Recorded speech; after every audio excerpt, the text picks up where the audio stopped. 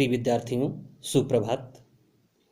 पिछली वीडियो में हम लोगों ने 1857 के विद्रोह के राजनीतिक कारणों का विश्लेषण किया था। अब आज इस वीडियो में हम लोग 1857 के विद्रोह के प्रशासनिक कारणों का विश्लेषण करते हैं कि प्रशासनिक कारणों ने किस प्रकार से 1857 के विद्रोह को उत्पन्न करने में अपनी महत्वपूर्ण भूमिका निभाई। सर्वप्रथम प्रशासनिक कारणों में प्रथम कारण है भारत के शासन का ब्रिटेन से संचालित होना।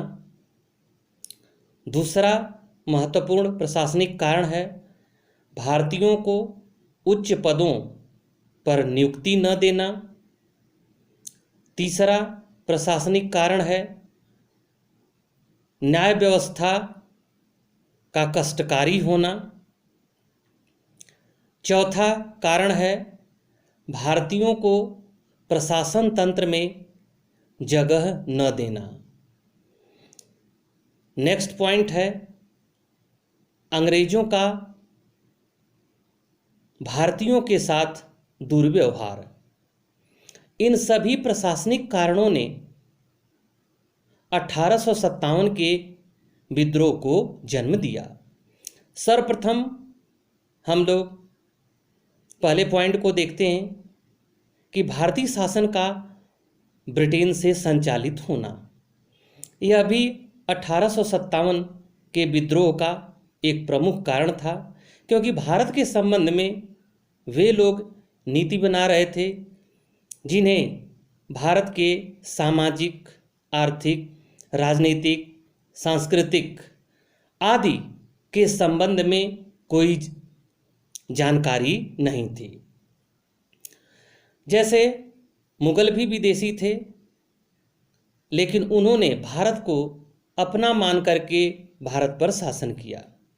लेकिन अंग्रेज विदेशी बन करके आए थे और विदेशी ही बने रहे।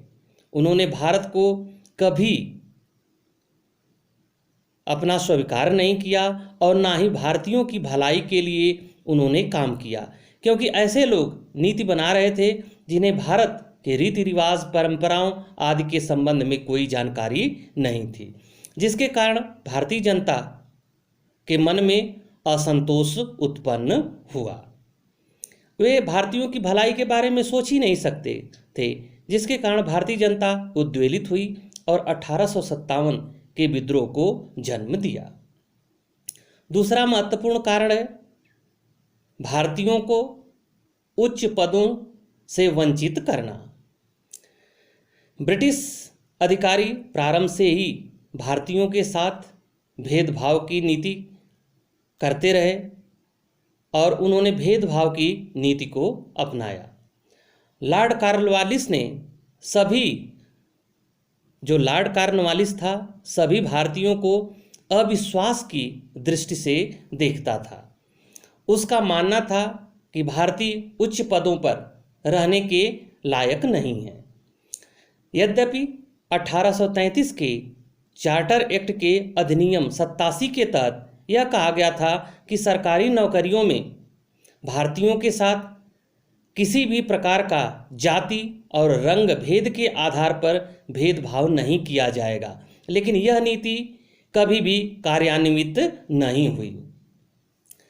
1857 ईस्वी से पहले नागरिक सेवाओं में एक भारतीय को मिलने वाला सबसे ऊंचा पद सदर अमीन का होता था और सेना में सूबेदार का पद होता था, जिसके कारण शिक्षित भारतीयों तथा अन्य भारतीयों के मन में असंतोष उत्पन्न हुआ और ब्रिटिश शासन की जड़ें हिलाने के लिए एक विशाल आंदोलन का जन्म हुआ।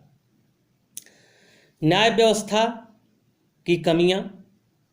ब्रिटिश सरकार की न्याय प्रणाली से भारतीय असंतुष्ट थे, क्योंकि न्याय प्रणाली में भ्रष्टाचार विद्यमान था।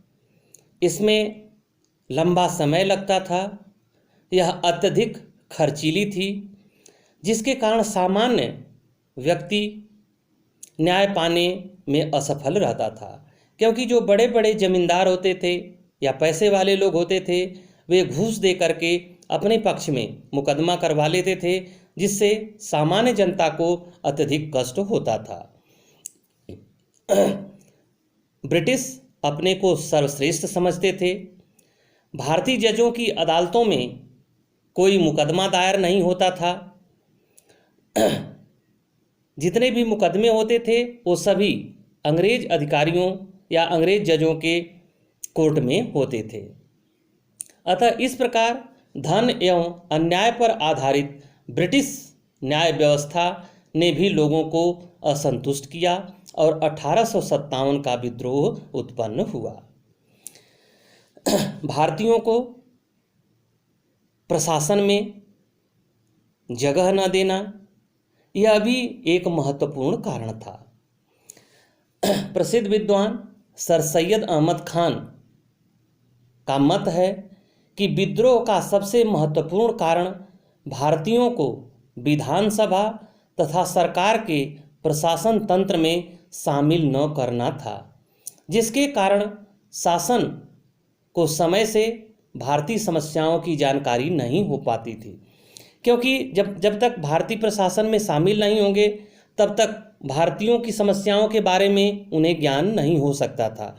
क्योंकि नीति बनाने वाले कौन थे? नीति बनाने वाले तो ऐसे लोग थे जिनको भारतीय जनता के सुख दुख, रहन सहन, रीति रिवाज, परंपरा आदि के बारे में कोई जानकारी नहीं थी।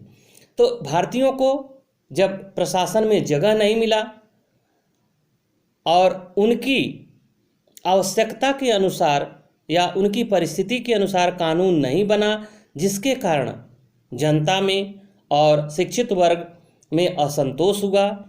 क्योंकि इसके पहले इनका समाज में मान सम्मान था, सामाजिक स्थिति अच्छी थी, आर्थिक स्थिति अच्छी थी, लेकिन अंग्रेजों ने सारी चीज़ें अपने हाथ में लेकर के इन लोगों को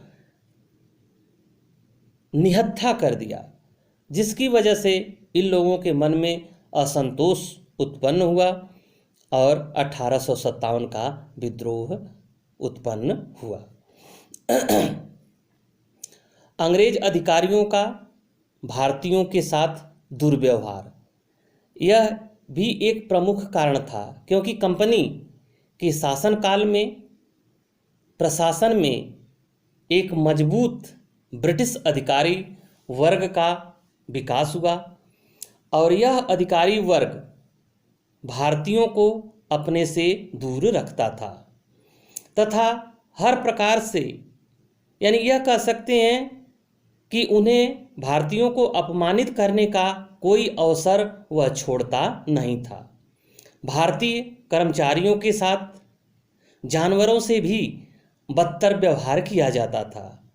वे आम आदमी या सामान्य आदमी को अंग्रेज अधिकारियों से मिलने जुलने का अवसर नहीं प्रदान करते थे, जिसके कारण शासक और शोषित वर्ग के बीच अंतर बढ़ता गया और जिसका परिणाम भारतीय जनता के अंदर गुस्सा और क्रोध उत्पन्न हुआ और 1857 का विद्रोह उत्पन्न हुआ। नेक्स्ट वीडियो में हम लोग 1857 के विद्रोह के आर्थिक कारणों का विश्लेषण करेंगे। Thank you.